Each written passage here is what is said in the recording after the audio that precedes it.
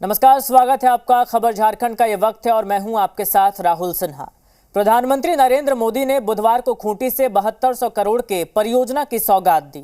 साथ ही आदिवासी कल्याण योजना और जनजातीय समूह के विकास के लिए 24,000 करोड़ रुपए की परियोजनाओं का आगाज किया।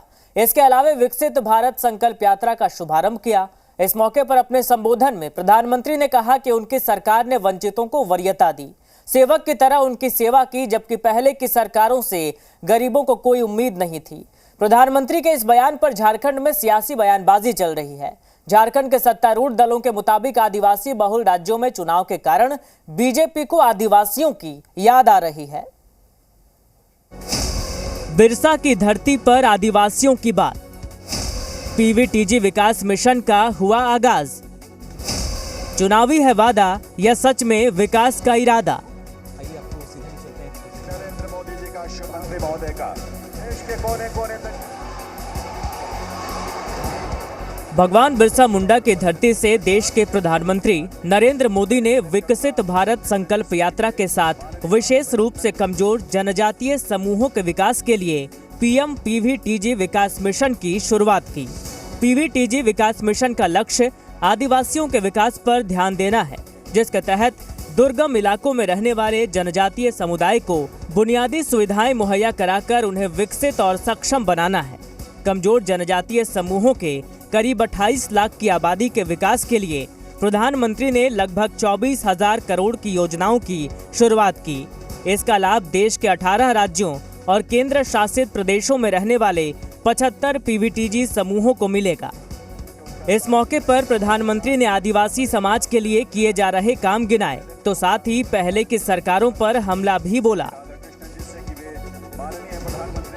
मैं अटल जी की सरकार थी जिसने आदिवासी समाज के लिए अलग मंत्रालय बनाया, अलग से बजट बनाया।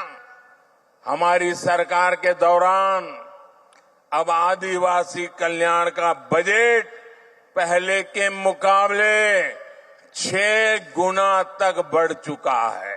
अब हमारी सरकार उन आदिवासी भाई बहनों तक पहुंचेगी जिन तक अभी नहीं पहुंचा गया।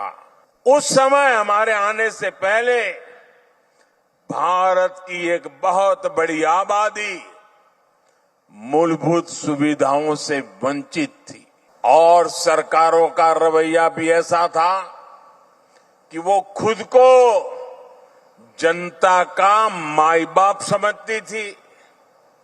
हमने माई बाप की भावना से नहीं बल्कि सेवक की भावना से आपके सेवक की तरह काम करना शुरू किया। प्रधानमंत्री के इस बयान को लेकर झारखंड के सियासी हलकों में अब भी बहस चल रही है और देश के उन तमाम हिस्सों तक जहां आज इस तरह के कार्यक्रम। अब चुनाव का वक्त आया, जब बगल छत्तीसगढ़ में, मध्य प्रदेश में चुनाव है, वोट बैंक की बात थी, तो बिरसा मुंडा के गांव उली हाथू आकर एक दिखावे के लिए और राजनीति के लिए, आदिवासियों के वोट बैंक के लिए बड़े बड़े जुमले बोलकर चले गए। हमें यह लगता है कि प्रधानमंत्री जी यह कहना भूल गए कि हिमालय भी 2014 के बाद ही बना था, क्योंकि प्रधानमंत्री जी फेंकने में तो माहिर हैं और जब वो फेंकते हैं तो फिर वो अपनी आप का भी नहीं सुनते हैं। प्रधानमंत्री जी की बात है तो आदिवासियों में भी जो सबसे पिछड़ा वर्ग है वो है प्रिमिटिव ट्राइब, जो आज भी जंगलों और पहाड़ों में रहते हैं। उनके लिए पहली बार देश के किसी प्रधानमंत्री ने सोचा 24,000 करोड़ की योजना की सौगात दी है।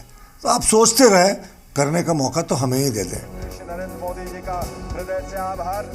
प्रधानमंत्री का झारखंड दौरा तो खत्म हो गया, लेकिन उनके दौरे और बयानों को लेकर झारखंड में सियासत अब भी जारी है। धीरज ठाकुर, जी मीडिया, रांची। सपने को साकार होते। वहीं झारखंड मुक्ति मोर्चा के महासचिव सुप्रियो भट्टाचार्य ने भी प्रधानमंत्री नरेंद्र मोदी के झारखंड दौरे को चुनावी दौरा बताया। सुप्रियो भट्टाचार्य ने कहा कि पीएम ने आदिवासी जनजाति के बारे में खूब भाषण दिया, लेकिन प्रधानमंत्री को आदिवासी धर्म और संस्कृति के बारे में कोई जानकारी नहीं है।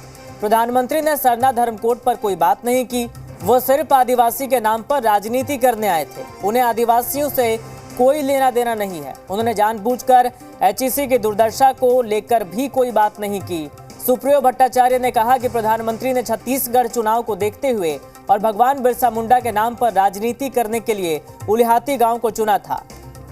प्रधानमंत्री के दौरे से राज्य की जनता को विशेष उपहार की अपेक्षा थी, लेकिन जब वो यहां से लौटे तो जनता निराश दिखी। सुप्रियो भट्टाचार्य के मुताबिक अब तक राज्य सरकार को तंग करने के लिए ईडी, सीबीआई और आईटी पहुंचती थी, लेकिन झारखंड स्थापना दिवस के दिन प्रधानमंत्री खुद पहुंच गए और राज्य सरकार के कार्यक्रम को फीका करना चाहा। तो क्या छत्तीसगढ़ और मध्य प्रदेश के चुनाव को, जहां मध्य प्रदेश में एक बहुत बड़ी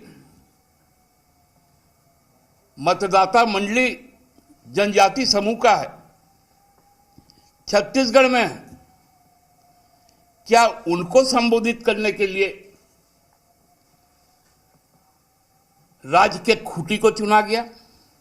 प्रधानमंत्री जी शायद ये जानते थे कि राज्य सरकार के बढ़ते कदम को यदि रोकना है तो हमको आना पड़ेगा, ताकि राष्ट्रीय स्तर से लेकर राज्य स्तर पर हम प्रचार का हेडलाइन में रहें। बोकारो के